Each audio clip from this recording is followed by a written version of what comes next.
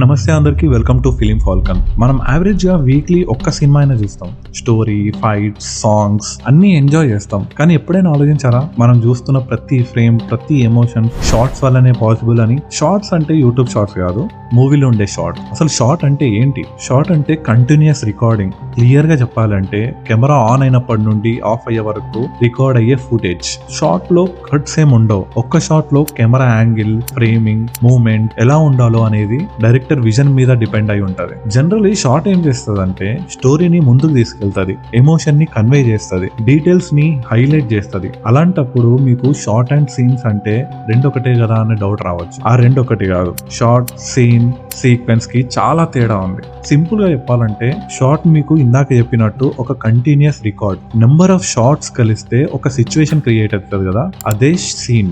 Number of scenes కలిస్తే ఒక bigger portion create అవుతుంది, అదే సీక్వెన్స్. ఫర్ ఎగ్జాంపుల్, బాహుబలిలో ఒక సీక్వెన్స్ తీసుకుందాం. పోస్ట్ ఇంటర్వెల్ లో శివుడు దేవసేనను తీసుకొని వెళ్తాడు కదా, ఆ సీక్వెన్స్ గురించి మాట్లాడుకుందాం. శివుడు దేవసేనను తీసుకొని వెళ్తాడు. అక్కడ నుండి కట్టప్ప శివుడిని చూసి మహేంద్ర బాహుబలి అని రియలైజ్ అయ్యి శివుడి కాళ్ళు తల మీద పెట్టుకుంటాడు కదా, అదంతా ఒక సీక్వెన్స్ లా తీసుకుంటే దాంట్లో చాలా సీన్స్ అండ్ షార్ట్స్ ఉన్నాయి.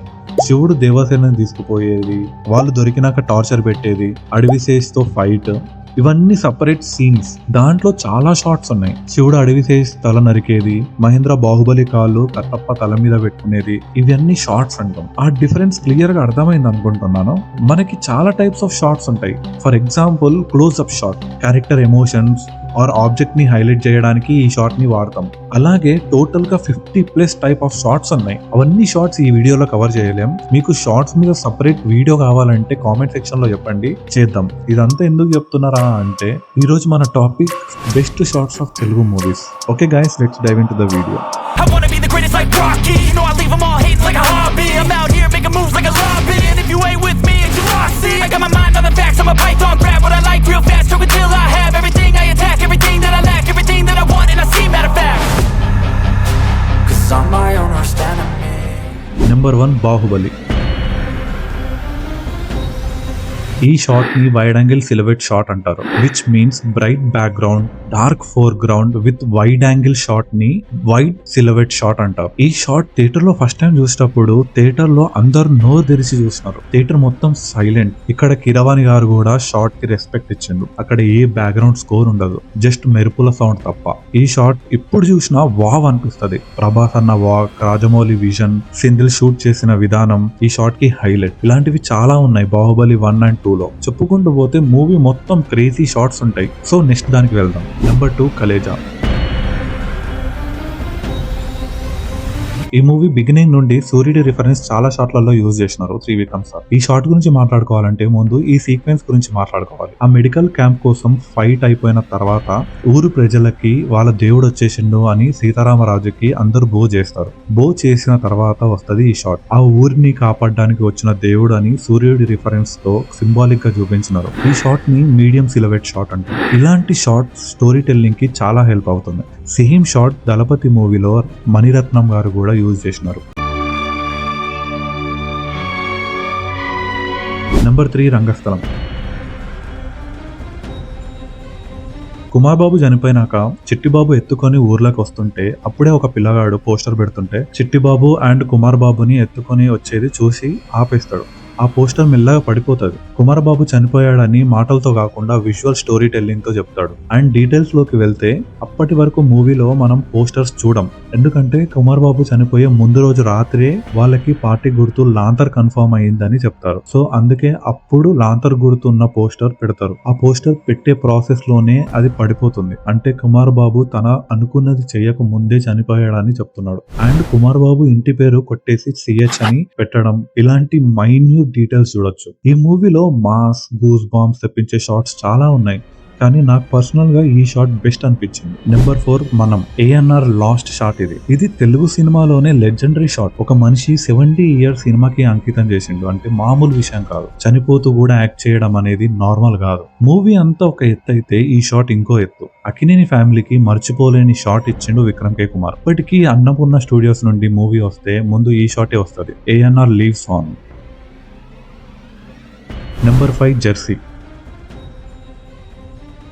ఈ షాట్ గురించి కొత్తగా చెప్పేది ఏం లేదు. Best shots of Telugu cinema in recent times అని ఎక్కడ సైడ్ చేసినా ఈ షాట్ గురించే ఎన్నో టాపిక్స్ ఉన్నాయి. నాని యాక్టింగ్ అండ్ టైమింగ్ అయితే క్రేజీ ఉంటది ఈ షాట్ లో. ఈ షాట్ ని రిప్లేస్ చేసే షాట్ ఇంకా రాలేదు. మూవీ మొత్తం అయిపోయినాక కూడా ఈ షాట్ ఇంకా దిమాగ్ అట్లనే తిరుగుతూ ఉంటది. ఎన్నో స్ట్రగుల్స్ తర్వాత మనకి మనం ప్రూవ్ చేసుకునే అవకాశం వస్తే లోపల ఉన్న ఎమోషన్స్ బయటకు చూపించిన విధానం క్రేజీ. అసలు ఎంతో మంది వాళ్ళ డ్రీమ్స్ లో స్ట్రగుల్స్ అవుతుంటారు, వాళ్ళకి చాలా కనెక్ట్ అవుతుంది. నాకైతే చాలా కనెక్ట్ అయింది. మీలో ఎంతమంది కనెక్ట్ అయింది అనేది కామెంట్ సెక్షన్ లో చెప్పండి. నెంబర్ 6 అరవింద సమేత.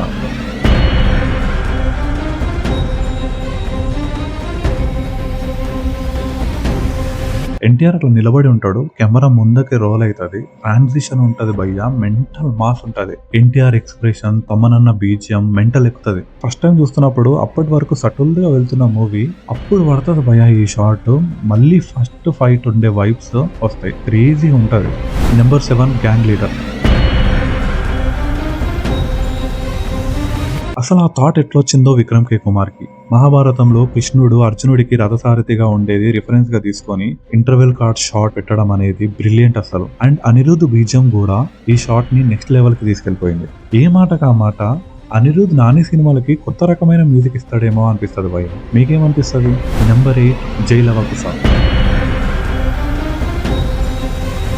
జై రావణాసుడిని రిప్రజెంట్ చేసే క్యారెక్టర్. జై క్యారెక్టర్ లో రావణాసుడి రిఫరెన్స్ చాలా ఉంటాయి. పర్టికులర్ గా ఈ షాట్ లో అయితే గూస్ బాంబ్స్ వస్తాయి. థియేటర్ లో చూసినప్పుడు మూవీ అంతా స్లోగా వెళ్తుంది అన్నట్టు అనిపిస్తుంది. అప్పుడు వస్తుంది ఈ క్యారెక్టర్. ఈ ఎంట్రీ సీన్ లో చాలా షాట్స్ ఉంటాయి, దాంట్లో ఇది బెస్ట్ అనిపిస్తుంది నాకు. మీకేమనిపిస్తుంది? Number 9 OG.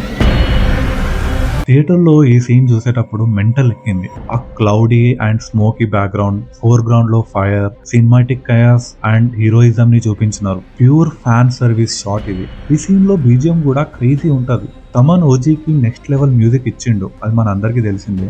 కానీ పర్టికులర్ గా ఈ షాట్ లో మూవీ థీమ్ కి సంబంధించిన మ్యూజిక్ కాకుండా కొంచెం డిఫరెంట్ గా ట్రై చేసినారు. ఓజీలో చాలా షాట్స్ ఉన్నాయి, కానీ జనరల్ ఆడియన్స్ కూడా నచ్చే షాట్ ఇది. Number 10 RRR.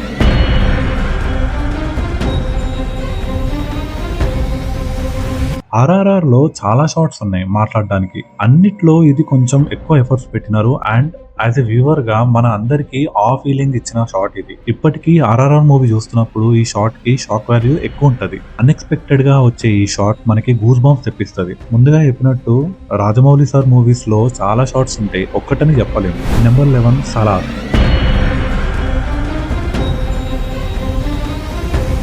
ఈ షాట్ గురించి కొత్తగా చెప్పాల్సిన అవసరం లేదు.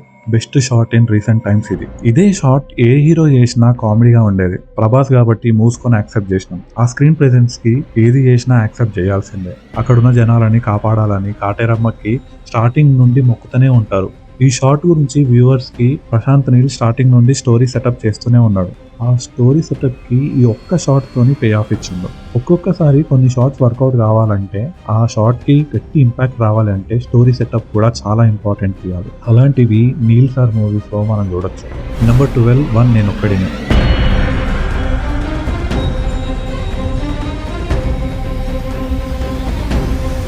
One of my favourite shots from one Nenokkadine. Gautham గతాన్ని చేసుకుంటూ వెళ్తాడు. చిన్నప్పటి గౌతమ్ అండ్ ప్రెసెంట్ గౌతమ్ ని ఒక్క షాట్ లో చూపిస్తాడు. క్రేజీ అసలు.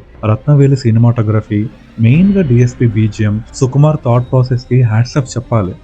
అదేదో మహేష్ బాబు అండ్ గౌతమ్ ని ఒక్క ఫ్రేమ్ లో చూపించాలి అన్నట్టు ఉండదు. It is a part of story లాగా ఉంటుంది. వన్ నేనొక్కడినే is the one of the most under rated movie. ఈ మూవీ డిజర్వ్ చేసే అంత సెలబ్రేట్ మనం చేయలేదు. మహేష్ బాబు మూవీస్ లైక్ కలేజా, అతడు ఎంత డిజర్వ్ చేస్తాయో ఈ మూవీ కూడా అంతే డిజర్వ్ చేస్తుంది.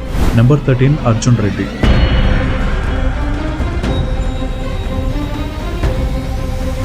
Even this scene is inspired from Hollywood movie. Sandeep ఈ షాట్ ని తన ఓన్ స్టైల్లో ఇంకో లెవెల్ కి తీసుకెళ్లిండు.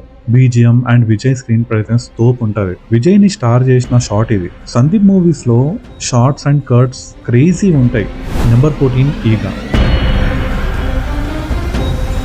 ఇంటర్వెల్ సీన్ లో కిచ్చా సుదీప్ యాక్సిడెంట్ అయిన తర్వాత ఈగ కార్ విండ్షీల్డ్ మీద ఐ విల్ కిల్ యూ అని రాస్తుంది. సన్ రైజ్ సుదీప్ ఫేస్ మీద పడుతుంది. మల్టిపుల్ షాట్స్ ఉంటాయి ఇక్కడ.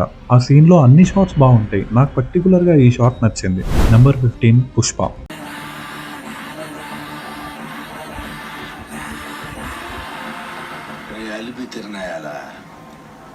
నువ్వు విడిచేసినావు కాబట్టి నేను పోలా.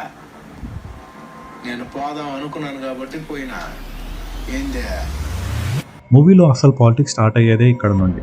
అప్పటి వరకు కూలీలాగా ఉన్న పుష్ప ఒక్కసారికి లీడర్ అవుతాడు. ఈ సీన్లో పుష్ప వార్నింగ్ ఇచ్చి వెళ్ళిపోతాడు. సంథింగ్ మిస్సింగ్ అనిపిస్తుంది. మళ్ళీ రిటర్న్ వచ్చి మళ్ళీ ఇస్తాడు వార్నింగ్. క్రేజీ ఉంటుంది భయ్య. సుకుమార్ రైటింగ్ అంత వీక్ ఉండదు అని ప్రూవ్ చేసిండు. మళ్ళీ డిఎస్పి బీజిఎం అయితే పీక్స్ ఉంటుంది. ఫైరా ఇవి మాత్రమే కాదు, ఇంకా చాలా షార్ట్స్ ఉన్నాయి. కానీ నేను చెప్పిన ఈ షార్ట్స్లో మీకు నచ్చిన షార్ట్ ఏదో కామెంట్ సెక్షన్లో చెప్పండి. నేను ఏదైనా మిస్ అయితే అవి కూడా చెప్పండి, ఇంకో వీడియో చేద్దాం. మీరు హారర్ మూవీస్కి ఫ్యాన్స్ అయితే ఈ వీడియో చూడండి. ఈ ఇయర్లో వచ్చిన 15 బెస్ట్ హారర్ మూవీస్ రికమెండ్ చేసిన. మీకు 100% నచ్చుతుంది, చూడండి. Thanks for watching. Love you, bye.